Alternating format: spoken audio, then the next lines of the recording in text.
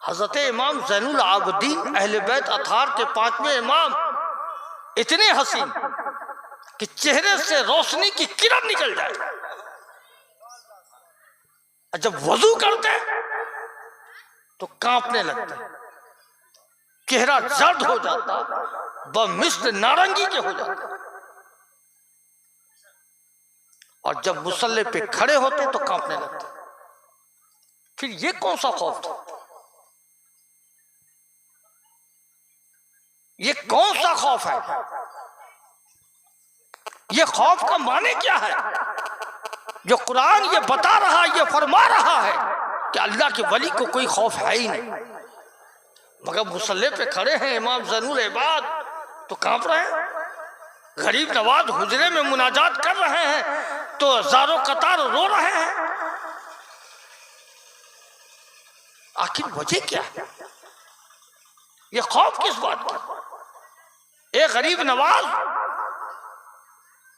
आपने इतना ज़ारो कतार रोया क्यों? जब आप वली कामिल हैं,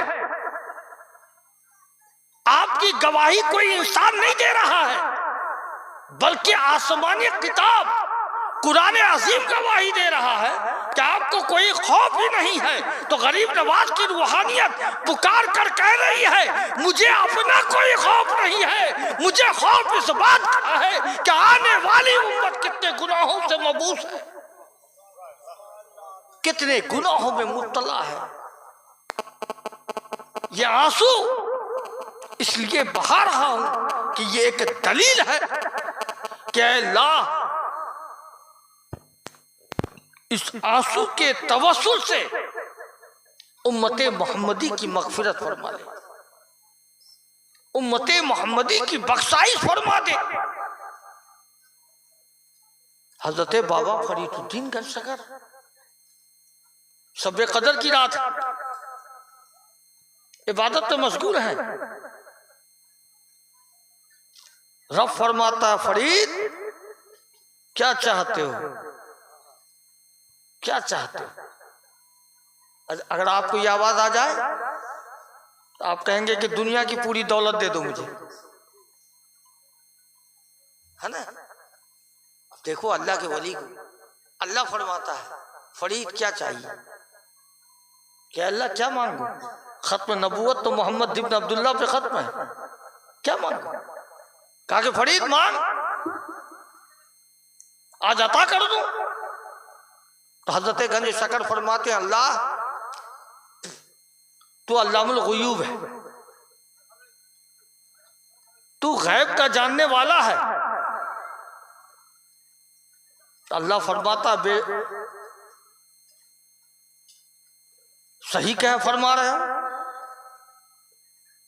आगे पीछे कयामत क्या है सब मैं जानता हूं, सब मेरी हुकूमत है। तो अल्लाह उम्मते मोहम्मदी में कितने गुनहगार हैं तू जानता है, सबको एक जगह जमा कर दे और उस उम्मत की जितनी लंबाई चौड़ाई है कल कयामत के दिन मैदान हश्र में फरीदुद्दीन के जिस्म को उतना ही लंबी चौड़ी कर दे और फरीद को जहन्नम में डाल दे, मगर उम्मते मोहम्मदी को जहन्नम में जाने ना दे। बताओ, खौफ उन्हें अपनी नहीं, खौफ नबी की उम्मत के गुनाहों की है, मग़फ़िरत ना होने की है, कहीं जहन्नम में ना चले जाए इस बात का खौफ है उन्हें।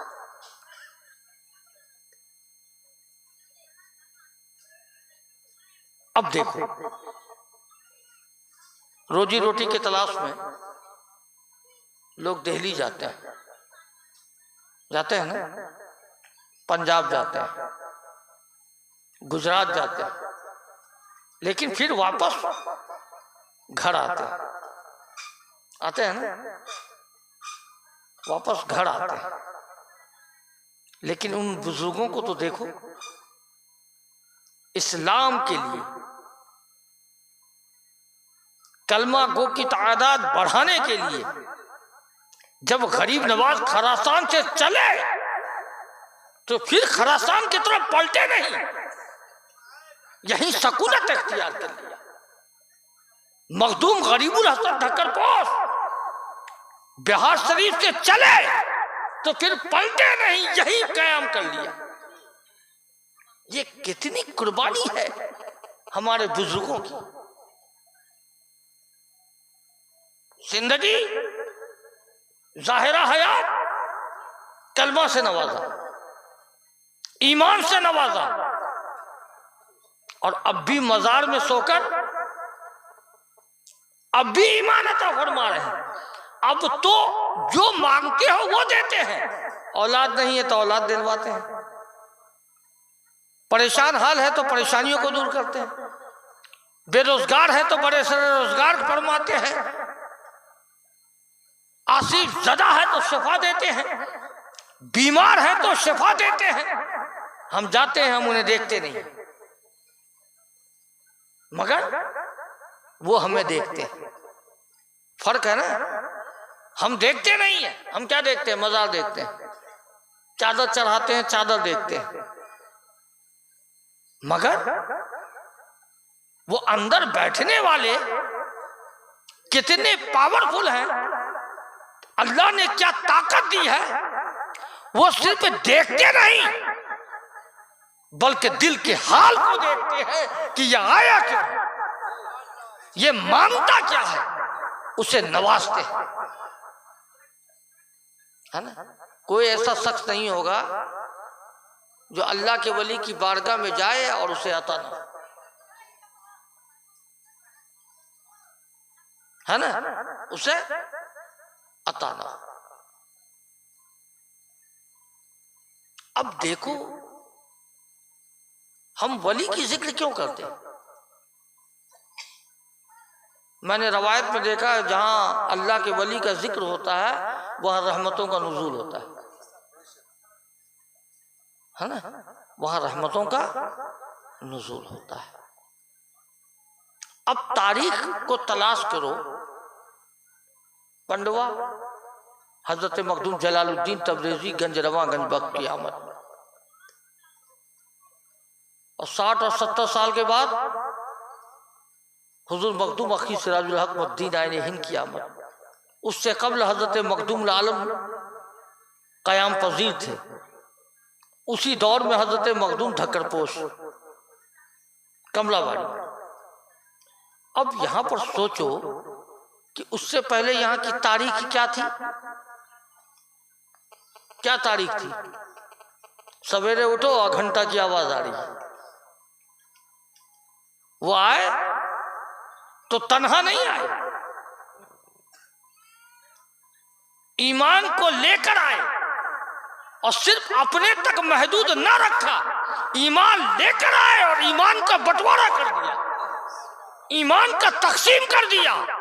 जो आज मसाजिद, इदारे, उलमा, अहले सुन्नत व जमात के लोग नजर आ रहे हैं, है ना, ये उनका क्या है? एहसान है। उस एहसान को हम चुका नहीं सकते, जितनी कुर्बानियां हैं उनकी। हम 20 दिन से अगर घर से बाहर हैं तो परेशान हो जाते हैं, बच्चे कैसे हैं, घर का क्या हाल है, लेकिन ये देखो लाखौफ है, पीछे क्या हो रहा कुछ देखते नहीं। नबी की गुलामी इस कदर इख्तियार किया, ना ख्यालात घर पर गए ना बच्चों पे गए, गुलामी इख्तियार किया तो दिलो दिमाग जहन को कदम रसूल में इस कदर डाल दिया कि ता जिंदगी गुलामी करते रहे। इसे कहते हैं अल्लाह को।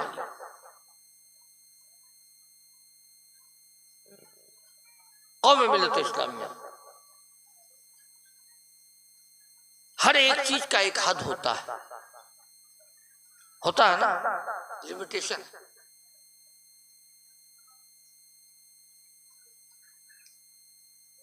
देखिए जलसा, एक बात पर ध्यान दीजिएगा,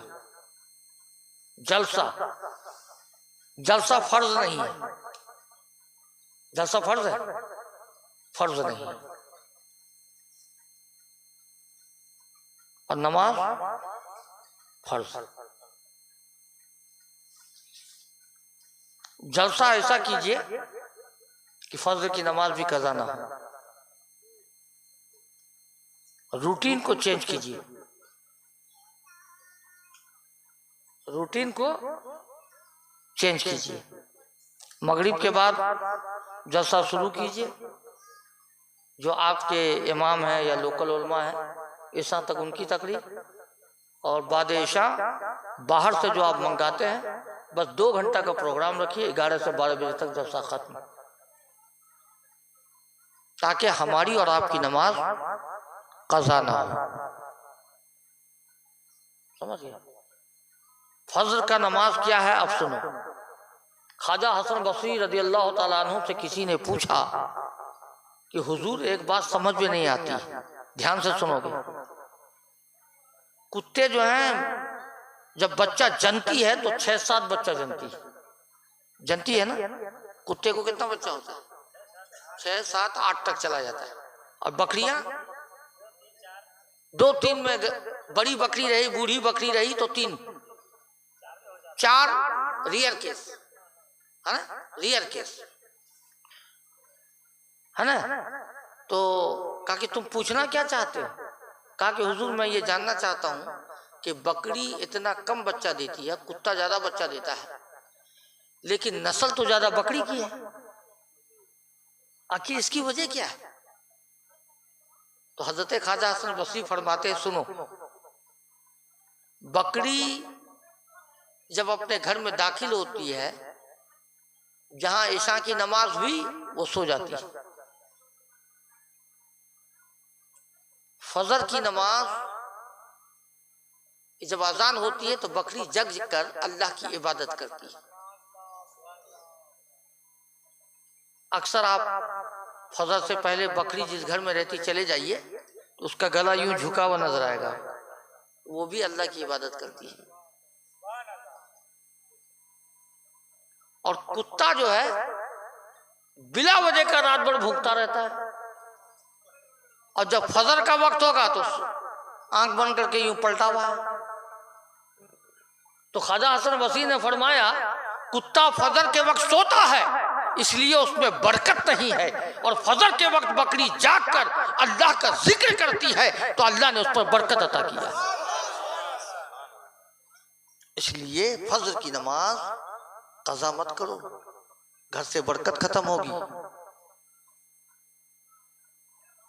घर से बरकत खत्म हो जाएगी। इसलिए फजर की नमाज ताकीद से अदा करो।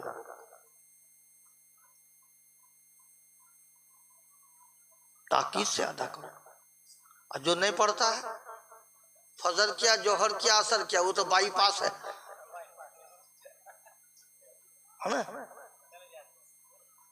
नमाजी भी कई तरह के हैं, एक नमाजी है, एक हफ्तावारी है, एक सालाना है।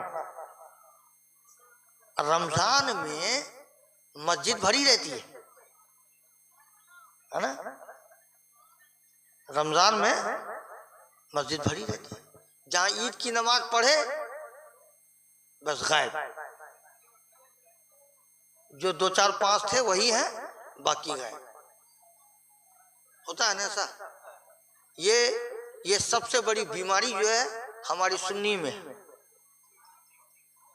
जो जन्नत जाने का नारा लगाता है, जन्नत जाने का दावा करता है, वही सबसे पीछे नमाज में रहता है।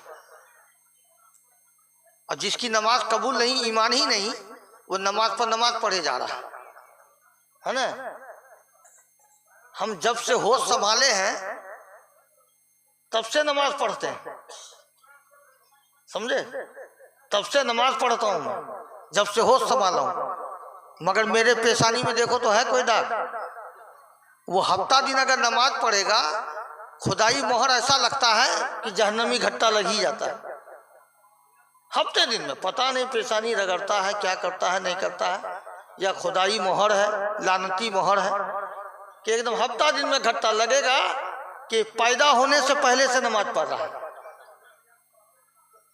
यह तो कहने का मकसद यह है कि आप सुन्नी मुसलमान हो,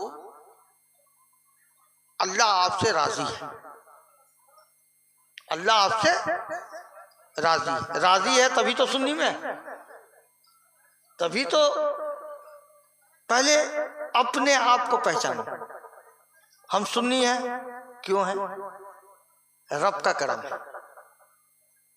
अच्छा, अगर किसी गैर कौम में हम घर में पैदा हो जाते तो आज पूजा करते हैं ना, बोलो, तो अल्लाह ने मुझको दुनिया में भेजा तो इस्लाम के घर भेजा, तो क्या है ये? रब का करम है ना। अगर रब का करम नहीं होता तो हम मुसलमान नहीं होते, रब का करम नहीं होता तो हम सुन्नी नहीं होते। जब इतना करम है तो क्यों ना हम शुक्र अदा करें अल्लाह का, है ना? शुक्र अदा करें। हम सोम सलात के पाबंद हो जाए, नमाजी हो जाए। जो रमजान की नमाज पढ़े और ईद के बाद भाग निकले, फिर से मस्जिद में आ जाइए। नमाज माफ नहीं है, याद रखिएगा। नमाज की पूछ सबसे पहले होगी, इसलिए नमाजी बन जाए। बच्चों को बीए कराएं, एमए कराएं, अच्छी बात है, मगर जो स्कूल और कॉलेज का ऑफ टाइम है उस वक्त बच्चे को कुरान की तालीम दिलाएं, अपनी बेटियों को कुरान की तालीम दिलाएं और खुद भी नमाज पढ़ें और बच्चों को भी नमाज की ताकीद करें, बेटियों को भी नमाज पढ़ने की आदत लगाएं। घर को जन्नती घर बनाकर रखें, घर को इस्लामी घर बनाकर रखें। मुझे बड़ी खुशी होती है उस वक्त जब किसी के 40वां में या कलमा खानी में जाता हूँ, अब दुआ मांगने वाला ही रहता हूँ कि अंदर से खबर आती है कि हुजूर जिस मैयत का कलमा खानी में आप लाए हैं उनकी बेटी ने 2 खत्म किया है, 2 खत्म कुरान किया है, उसका इसाले सवाब भेज दे। बोलो कितनी खुशी की बात है। बेटी को उसने कुरान पढ़ाया था तो मरने के बाद काम आया ना। 2 खत्म पढ़ी वो और मुझको खबर देती है कि इसका इसाले सवाब भेज दे, है ना। अगर आप भी अपनी बेटी को कुरान पढ़ाओगे, बेटा को कुरान पढ़ाओगे, तो कल आप इंतकाल कर जाओगे तो वही बेटी कुरान की तलावत करके खबर देगी कि मैंने 2 खत्म की है, कोई 3 खत्म की है, इसका इसाले सवाब भेज दे। बेटा को अगर कुरान पढ़ाए हो तो वही बेटा जब आपकी याद आ जाएगी तो कब्र में खड़ा होकर कुछ कुरान की आयत पढ़कर कम से कम दुआ तो करेगा। देखो यहां का मामला और वहां का मामला बरअक्स है, अपोजिट है। बात को समझो, अपोजिट है। इसलिए कि कोई बाप दुनिया में अपने बेटा के लिए दुआ कर दे तो अल्लाह उस दुआ को कबूल फरमाता है, और मरने के बाद बेटा अगर बाप के कब्र पर खड़ा होकर दुआ करे तो उस दुआ को अल्लाह कबूल करता है। समझे? अब देखो कि हम लोग किसी के जनाजे में जाते हो ना, सोचते हो जल्दी जनाजा हो जाए और जल्दी मिट्टी दें और भागें, होता है ना, और भागते भी लोग। लेकिन आका और मौला हुजूर मोहम्मद मुस्तफ़ा सल्लल्लाहु अलैहि वसल्लम क्या फरमाते हैं? जब किसी मैयत के तहजीब तो तकफीन में जाओ, तुम इतना देर रुको जितने देर में एक ऊंट जबह करके गोश्त को टुकड़ा टुकड़ा कर दो, अलग अलग कर दो, इतना देर रुको। यानी घंटा भर होगा, घंटा भर रुको। तो इसकी वजह साहबी रसूल ने फरमाया, या रसूलल्लाह इसमें हिकमत क्या है? तो आपने फरमाया कि समुंदर में जिस तरह से एक ठटोला या कोई हल्की चीज पानी में मुंडलाता है, उसी तरह मुर्दे कब्र में उसी पानी के तरह मुंडलाने लगते हैं। और जब फरिश्ते जब हाजिर होते हैं तो उनमें एक दहशत हो जाती है। जब उनका बेटा, उनका भाई, उनके खानदान वाले उस वक्त कब्र के नजदीक मौजूद रहते हैं तो मुर्दा उसे देखते हैं, उन्हें देखकर उनको हिम्मत होती है, उन्हें हिम्मत होती है। इसलिए कभी भी अपने लोगों को दफन करने जाओ तो जल्दी भागो मत, वहां कुछ देर 1 घंटा तक रुके रहो मिट्टी देने के बाद भी, और दरूद शरीफ पढ़ते रहो और उनके हक में दुआ करते रहो। आप ऐसा करोगे तो दुनिया का बदला दुनिया में भी है, आपके बच्चे भी वैसा ही करेंगे। ये आदत लगाओ अपने अंदर। अल्लाह तबारक तआला हमें और आपको इस दुनिया से ईमान के साथ ले जाए, है ना, ईमान के साथ ले जाए। जुमेरात के दिन या पीर के दिन, पीर मतलब मंडे, सोमवार इसलिए नहीं बोलता हूं कि जमहूर उलमाए कराम के नजदीक ये बिल्कुल ममानियत है कि सोमवार ना बोले, ये हिंदुओं का रिवाज है। इससे आका और मौला की आमद उस दिन भी है, इसलिए उसे पीर का दिन कहा जाता है। और उस पीर और जुमेरात की बड़ी बरकत है, बहुत सारी फजीलतें हैं। तो पीर के दिन या जुमेरात के दिन अपने छोटे बच्चे का हाथ पकड़ो और कब्रिस्तान चले जाओ, वहां जाके तमाम मैयत के लिए दुआ करो। तो इसके 2 फायदे हैं। एक तो फायदा यह होगा कि आपको एक सबक मिलेगा कि जिस जगह मैं आकर दुआ कर रहा हूं इस जगह मुझे भी आना है। ये ख्याल आएगा तो गुनाहों से बचे रहो। दूसरा फायदा क्या है कि बच्चे को जो साथ लेकर जाओगे, जब आप इंतकाल कर जाओगे तो बच्चे की भी आदत बनी रहेगी कि मेरा बाबा कब्रिस्तान आता था जुमेरात को और पीर के दिन मुझे भी आना चाहिए। ये सुन्नियत का जो वसूल है, ये वसूल बना रहेगा।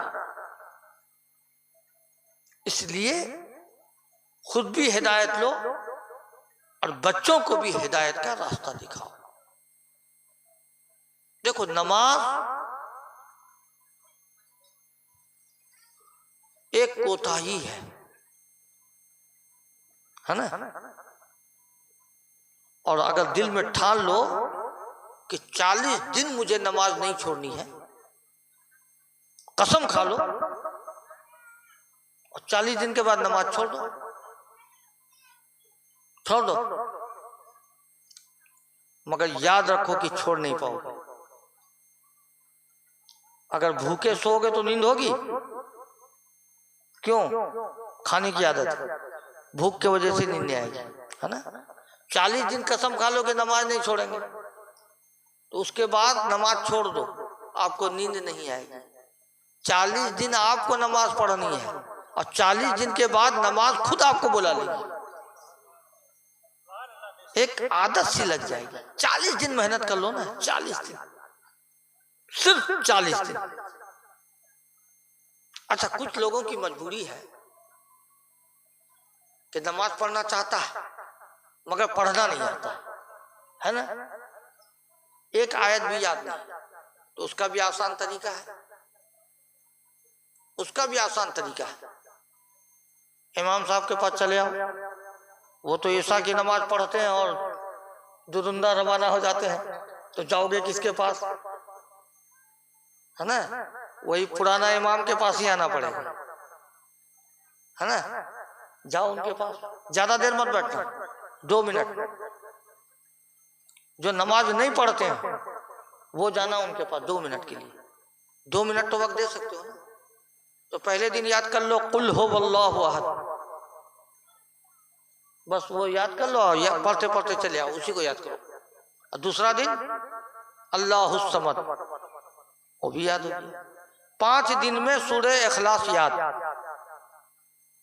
3 दिन में सूरह वल अस्र याद, 3 दिन में सूरह कौसर याद। कितना हो गया? 5 3 8 3 11, है ना।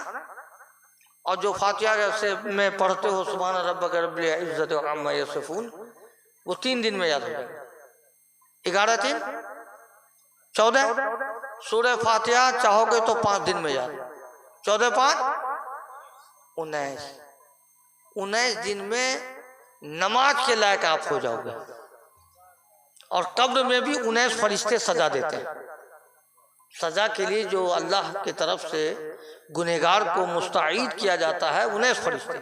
और 19 दिन में जब आप याद कर लोगे तो उनके अजाब से भी बच जाओगे, है ना। 19 दिन मेहनत नहीं कर पाओगे, उसके बाद खुद नमाजी हो जाओगे। और उसके बाद तलफ़ुज़ में अगर कोई गलती होती हो तो उसका आसान तरीका है, फजर के नमाज में, मगरिब के नमाज में, इशा की नमाज में, इमाम की इक़्तिदा में जब आप नमाज पढ़ते हो, ध्यान से सुनो कि इमाम साहब किस तरह से पढ़ते हैं, तो खुद ब खुद आपको पढ़ना आ जाएगा। नमाज का सूरत 19 दिन में तैयार, आप हो गए पक्के नमाजी, है ना। इसलिए अगर ये 19 दिन मेहनत नहीं करोगे तो कब नमाज पढ़ोगे? बोलो। मरने के बाद, मरने के बाद सारी चीजें मनसूख कर दी जाएगी, हर अमाल आपके लिए मनसूख कर दिए जाएंगे। इसलिए नमाज पढ़ना सीखो, नमाज की आदत लगाओ, अपने बेटा और बेटियों को कुरान की तालीम दिलाओ, खुद भी नमाज पढ़ो, उन्हें भी नमाज की ताकीद करो, है ना। तो अपने आप को सच्चा मोमिन बनो। देखो अल्लाह तबारक ताला बहुत रहम करने वाला है। जब यहाँ से जाओ सोचो कि दुनिया में हमने कितना गुनाह किया है, हर गुनाहों से आप तौबा करो। जानते हो तौबा की फजीलत?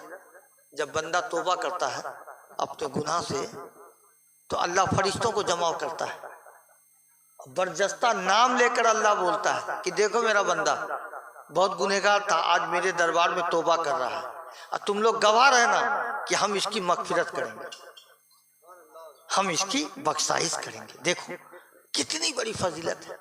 जब हम तौबा करते हैं तो मेरा रब किस तरह से राजी होता है, किस तरह से मेरा रब खुश होता है। बंदे का काम क्या है? रब को राजी करना, अल्लाह की खुशनुदी हासिल करना, यही तो मकसद है। अरे दुनिया और जिंदगी के लिए आप इतना परेशान क्यों हो? 60-70 साल की जिंदगी, खामखा इतना परेशान हाल हो, और समझ में नहीं आती है। जहां असीमित जीवन है, अनलिमिटेड लाइफ है, वहां के लिए हमें कोई फिक्र नहीं, वहां के लिए हम कोई गौर नहीं कर रहे हैं। जहां की जिंदगी कोई सीमित नहीं है, इंतहा नहीं है, अनलिमिटेड टाइम है, मगर हम उसकी फिक्र नहीं करते। ये 60-70 साल की जिंदगी के लिए हाय हाय कर रहे हैं, वो उसके पीछे लगे हैं, वो उसके पीछे लगे हैं, वो उसके पीछे लगे हैं, वो उसको गिराने के पीछे लगे हैं, वो उसको गिराने के पीछे लगे हैं। अरे दिल को साफ करो। अगर किसी से झगड़ा है तो इसी महफिल में मुसाफा कर लो, गले मिल जाओ। जब दो मोमिन आपस में लड़ जाता है, जो पहले बोलता है वही पहले जन्नत में जाएगा। ये रसूल का फरमान आलीशान है। इसलिए अपने कौम का ख्याल रखो, है ना। और कल से नमाज की आदत बनाओ। हर नमाज में ये दुआ करना मेरे तरफ से, समझे। कब किसकी दुआ कबूल हो जाए, कौन बंदा अल्लाह के नजदीक क्या है, कहना बड़ा मुश्किल है, मगर ये दुआ जरूर करना कि अल्लाह ये जालिम हुकूमत को खत्म कर दे। ये जालिम हुक्मराना जो हुक्मरान है उसको नेस्त नाबूद कर दे, खत्म कर दे, और हुकूमत उसी की हो जो हमारे कौम के हक में बेहतर हो। मेरी बात को समझ रहे हैं? कल से नमाज, फिर ये दुआ हर नमाज में कीजिएगा कि अल्लाह हम लोगों को उन मक्कार जालिम से बचा दे। मसाजिद की हिफाजत हो, खानकाहों की हिफाजत हो, उल्मा की हिफाजत हो, इदारों की हिफाजत हो। उसका प्लान इतना नापाक है तो हर चीजें आम बोलने की नहीं होती है। जो मैसेज मेरे पास पहुंचा, मैंने मौलाना फैयाज साहब को, मौलाना हसीबुर रहमान साहब को, मौलाना याकूब साहब को, सबको भेज के दिया है व्हाट्सएप। इन लोगों से मुलाकात होगी तो जरूर पूछिएगा कि क्या मैसेज था। वो जालिम शासन का क्या प्लान है हमारे लिए, कितना नापाक, कितना घिनौना प्लान है हमारे लिए, तो इनसे जरूर पूछिएगा, सुनिएगा। इसलिए अल्लाह की बारगाह में दुआ कीजिए कि अल्लाह उस जालिम शासन का समाप्ति कर दे, उसे खत्म कर दे। हम ये जानते हैं कि कुरान है, तुम जलाने की बात कर रहे हो, उसे खत्म करने की बात कर रहे हो, मगर ना खत्म कर पाओगे ना जला पाओगे, इसलिए कि उसकी हिफाजत की जमानत खुद खुदा ने लिया। तुम कौम मिल्लत इस्लामिया को मिटा नहीं पाओगे, इसलिए कि हम नबी के गुलामी में हैं। मगर आज हमारी हालत ऐसी क्यों? हम क्यों पसमानदगी में जा रहे हैं? हम क्यों परेशान हाल हैं? हमारे मस्जिद पर क्यों हमले हैं? इसलिए कि हमने मस्जिद को खाली कर दिया है। हम पे हमले क्यों हो रहे हैं? इसलिए कि हम गुनाहों में मुब्तला है। हम नेक हो जाएं तो दुनिया की कोई ताकत हमें हिला नहीं सकती। हम मस्जिद को नमाजियों की तादाद से भर दें तो हमारी मस्जिद पे हमले नहीं। आज फिलिस्तीन का क्या हाल है? हम मुसलमान हैं, आप मुसलमान हैं, सच्चाई से बोलो, तो दिल से बोलो। कोई ऐसा शख्स खड़े होकर कहे कि रमजान में मैंने तमाम फिलिस्तीन के मुसलमानों के लिए दुआ किया है? बहुत कम लोग मिलेंगे। हमें अपनी दुआ से फुर्सत नहीं। बस मेरा घर तरक्की हो, मेरे बच्चे अच्छे हो, मेरे फसल में बरकत हो, मेरे घर में बरकत हो, यही दुआ हम सिर्फ करते हैं। कभी दुआ किया कि अल्लाह फिलिस्तीन के मुसलमान परेशान हाल है, उनकी हिफाजत फरमा दे, उसे निजात दे दे, मस्जिद अक्सा पर मुसलमानों को फतेह दे दे। हमने ईद की नमाज पढ़ी, नए कपड़े पहने, हमने नई टोपियां पहनी, मगर हमने सोचा कि हम ईद में नए कपड़े पहनने और ईदगाह की तरफ जा रहे हैं। क्या फिलिस्तीन के मुसलमानों को भी नया कपड़ा नसीब हुआ? नई टोपी पहनी? क्या वो ईदगाह नमाज के लिए गए? हमने इस बात को नहीं सोचा, अपने खुशी में चूर रहे, ईद मुबारक, ईद मुबारक, ईद मुबारक करते रहे। कभी मैसेज में, कभी मुलाकात हुई तो जबान से, मगर ये ख्याल किया कि फिलिस्तीन के बच्चों की आह क्या है, वहां के कितने नौजवान मारे गए, कितने घर में मातम हो गई। अगर हमारे घर में कोई इंतकाल करता है तो हम 2 दिन 3 दिन तक रोते रहते हैं, मगर उस घर के मातम का पूछो, जिस घर में, एक ही घर में 10-10 अफराद एक ही वक्त में मारे गए, उनके मातम का क्या हाल? अरे मुसलमान हो तो मुसलमान का दर्द भी रखो अपने दिल में। कोई अगर गिरे तो उसे उठाओ, लेकिन हमारी हालात बदल गई। हम गिरते को उठाते नहीं, मगर जो उठ गया है हम उसे गिराने की कोशिश करते हैं। ये हमारे काम का हाल। कौन है हम पर? सिवाय मेरे बुजुर्गों के हमारे ऊपर है कौन? नबी के फैजान के अलावा हम पर है कौन? पार्टी की बात करते हो? कभी गौर किया? बड़ा तो मिसिल निकालते हो, ये निकालते हो, वो निकालते हो, कभी सोचा कि ये मेरे लिए क्या कर रहा है, मुझे कहां बढ़ा रहा है?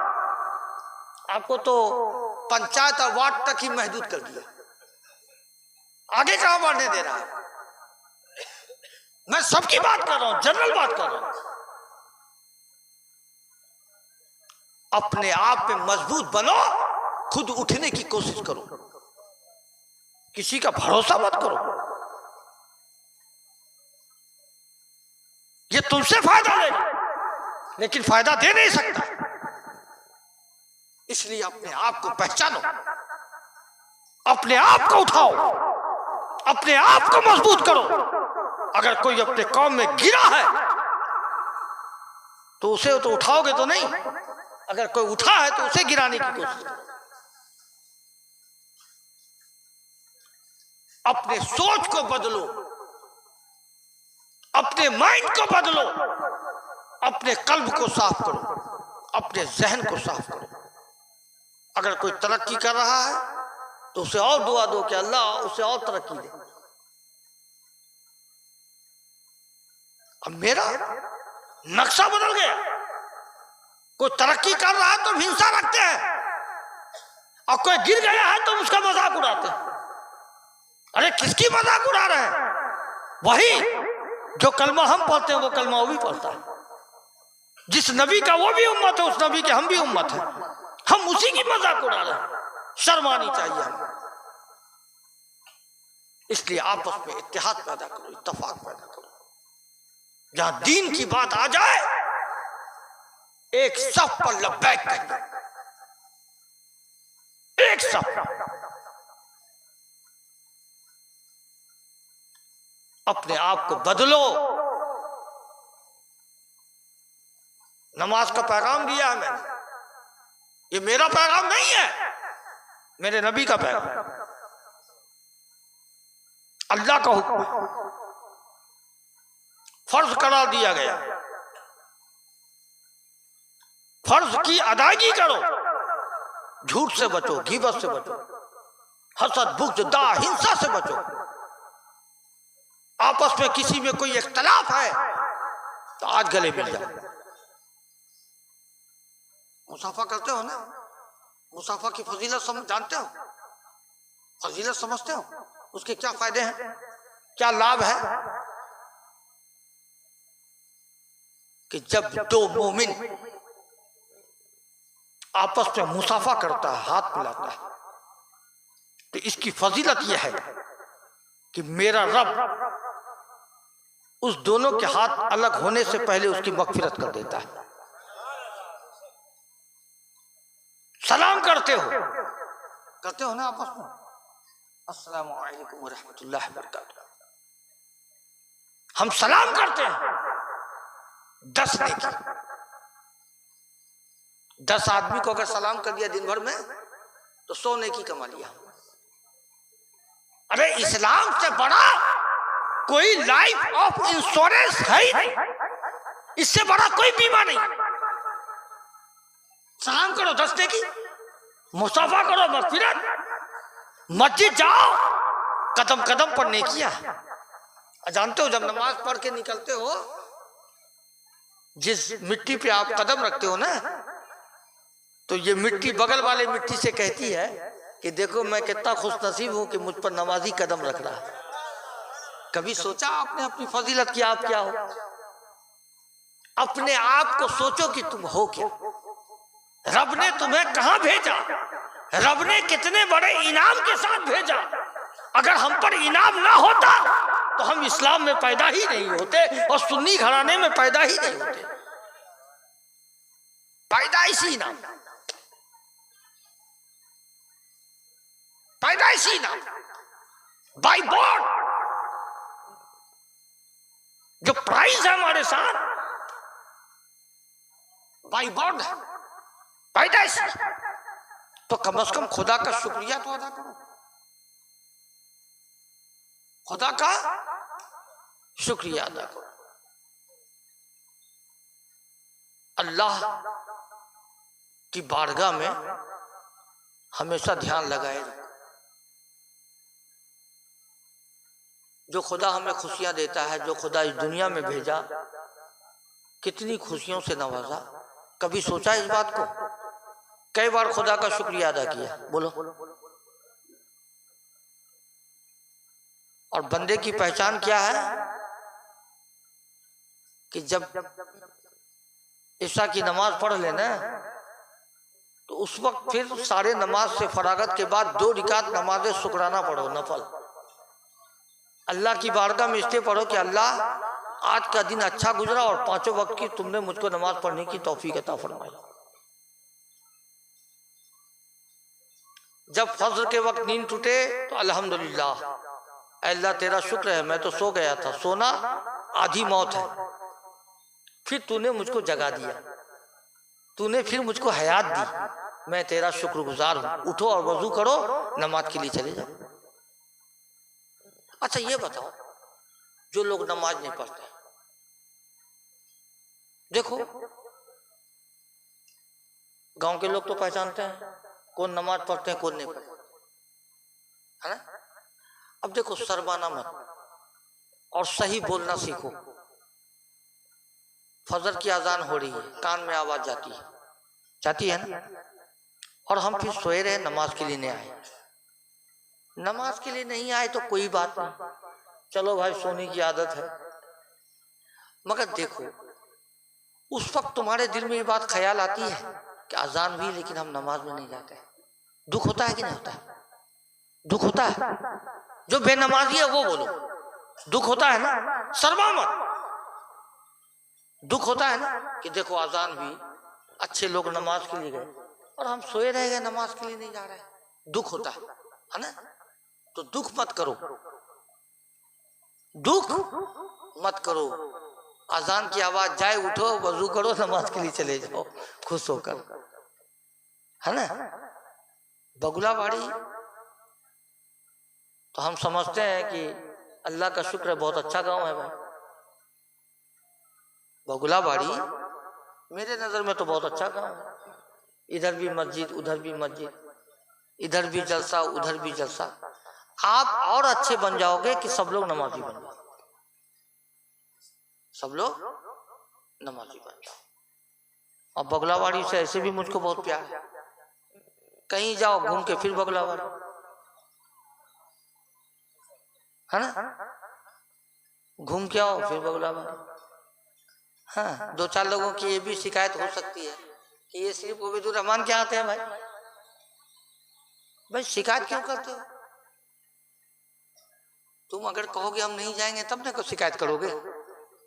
बोलो, आप अगर कहोगे अगर हम नहीं जाएं तब ना शिकायत करोगे? वो तो कहता ही है, रमजान ही से वो फोन पर फोन, कब आ रहे हैं कब आ रहे हैं कब आ रहे हैं कब आ रहे हैं, तो लास्ट पर तंग आके बोलना पड़ता है कि फला दिन आ रहा हूं। अभी वहां सादुल्लापुर का मजार का गुसल हो रहा है, गुसल से निकल रहे हैं तो उबैदुर रहमान का फोन कि कब आ रहे हैं, हम का कल जलसा जलसा करके तब आएंगे। तो अरे एक ही जगह है, कहीं भी है, आखिर है तो बगुलाबाड़ी में, मैं तो सभी का हूं, इसलिए ये दर्द ये दुख मत रखो। मैं सभी को एक नजर से देखता हूं, सभी को एक नजर से देखता है। एक बगुलाबाड़ी ही नहीं, जो सुन्नी है, जो मुसलमान है, जो कलमा पढ़ने वाला है, उससे मैं बहुत बेपनाह मोहब्बत करता हूं, इसलिए कि मेरे जद्द अमजद का उम्मती, मेरे नबी का उम्मती, इसलिए मुझको सारे अहले सुन्नत व जमायत से बेपनाह मोहब्बत है। उल्मा का हम खुद ही एहतराम करते हैं, उल्मा की हम कदर करते हैं। ये बात इसलिए बोल रहा हूं कि उल्मा की आप भी कदर करो, क्योंकि उनके इक्तदा में आप नमाज पढ़ते हो। कल मौत होगी, जनाजा वही आलिम पढ़ाएंगे, कलमा खानी में वही आलिम आकर फातिहा पढ़ेंगे, इसलिए आलिम का एहतराम करो। हमारे सुन्नी जमात में एक बड़ी खराबी है, अक्सर मैं देखता हूं हर जगह, मैंने खुद इसका मुआयना किया है कि 2-4 आदमी हर जमात में ऐसे होते हैं, उसको उसका देहाती नाम है खोचर, वो खोचर का क्या काम होता है कि वो खाली देखने में लगा रहता है कि इमाम से कौन गलती हो जाए कि हम उनको बोल दें। ये आपके यहाँ नहीं, हर मस्जिद में ये मामला है। ये बीमारी सुन्नी मस्जिद में अक्सर अक्सर कि इमाम साहब से कौन गलती हो कि हम पकड़ लें। अरे इमाम की गलती को क्यों पकड़ते हो? अपने अंदर देखो ना कौन सी गलती है, कितने गुनहगार हो, कितनी गलतियां करते हो। और ऐब को ढाका करो, ऐब को ढाका करो। तो हजरत ख्वाजा हसन बसरी रज़ी अल्लाह तआला अन्हु फरमाते हैं कि किसी की गिबत करना और ऐब को खोलना ये मक्खियों की आदत है। मक्खी है ना, मक्खी समझते हैं ना, गर्मी आ रहा है ना, अब मक्खी हाजिर हो जाएगी। तो हजरत ख्वाजा हसन बसरी रज़ी अल्लाह तआला अन्हु फरमाते हैं कि ये मक्खी की आदत है, किसी की ऐब खोलना, किसी की गिबत करना। तो किसी ने पूछा हजरत वो मक्खी की आदत कैसी है? कहा कि देखोगे मक्खी जब तुम्हारे जिस्म में आएगी तो सारे जगह को छोड़कर वहीं बैठेगी जहां जख्म है ना, उसको वहां भगाओ फिर वही जख्म पे भगाओ फिर जख्म पे। तो गिबत करना और किसी के ऐब को खोलना ये मक्खी की आदत है। इसलिए कि मक्खी की आदत मत अपनाओ, इंसान की आदत अपनाओ, है ना। और अपने इमाम की इक्तदा करो। अब इसकी भी मैं मिसाल देता हूँ।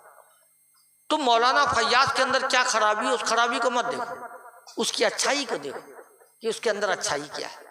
मौलाना हसीबुर रहमान साहब हैं और इमाम साहब हैं, मुंशी खलील साहब हैं, हाजी खलील साहब, इनकी खराबी को मत देखो, इनकी अच्छाई को देखो कि इनके अंदर अच्छाई क्या है। इमाम आजम अबू हनीफा रज़ी अल्लाह तआला अन्हु जिनकी इक्तदा में हम हनफी हैं, उनका खुद फतवा है अगर 99 गलत है तो गलत है, अगर एक नेकी उसके अंदर है, एक ईमान की दलील है, तो उसी एक नेकी की ईमान पर उसके दलील पेश कर दो। एक वक्त का इमाम, इमाम आजम, उनका ये फतवा है कि 99 को माइनस करो, अगर एक जुज़ ईमान बचा है तो उसी पर ईमान की दलील उसका दे दो। जब ये इमाम का इतना बड़ा फतवा है तो हम गुनहगार का क्या हक बनता है कि किसी के ऐब को तलाश करें, किसी की गिबत करें। लोगों की अच्छाई तलाश करो, अच्छाई गुमान रखो, और नमाज पढ़ो तो ये मत सोचो कि मेरी नमाज कबूल होती है कि नहीं होती है। उसका समझने का आसान तरीका है,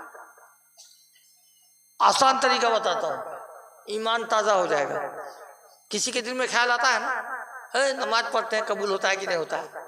अरे बेवकूफ़, कबूल नहीं होता तो अल्लाह बुलाता क्यों तुम्हें मस्जिद में? सबसे बड़ी तो दलील यही है, जब रब ने बुलाया है तो कबूल करेगा ही, रब ने बुलाया है तो कबूल करेगा ही।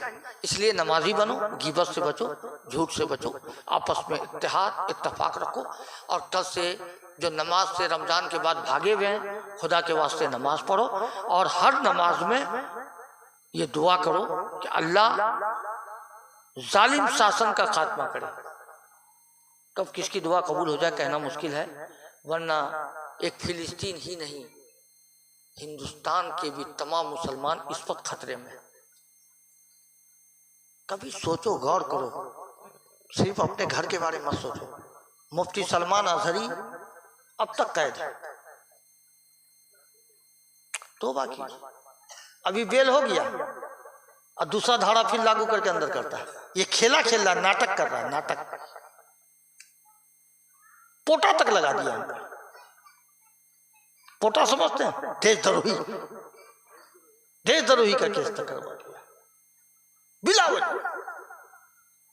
अभी बेल किया, अनाउंस हो गया कि मुफ्ती सलमान अजहर का बेल हो गया। मुसलमान तो है ही है, कुछ तादाद ऐसी है कि शऊर व अक्ल से खो चुका है। नारे तकबीर अल्लाह अकबर नारा लगा रहा, कुछ देर का आधा घंटा का पता चला कि दूसरा धारा करके फिर अंदर कर दिया। ये नौटंगी हो रहा है, इसलिए उनके लिए भी दुआ करो। अब ये मत सोचो कि मुफ्ती सलमान अजहर जो हैं वो कैद हो गए हैं तो आप इत्मीनान से बैठे हो। कल मौलाना फैयाज भी कैद हो सकते हैं, मैं भी एक कैद हो सकता हूँ, मौलाना हसीबुर रहमान साहब इमाम साहब भी कैद हो सकते हैं। एक एक की बारी आ सकती है अगर आप मजबूत नहीं होंगे तो। इसलिए अपने सोच को बढ़ाओ, अपने अंदर इत्तेहाद पैदा करो, इत्तफाक पैदा करो, गौर करो।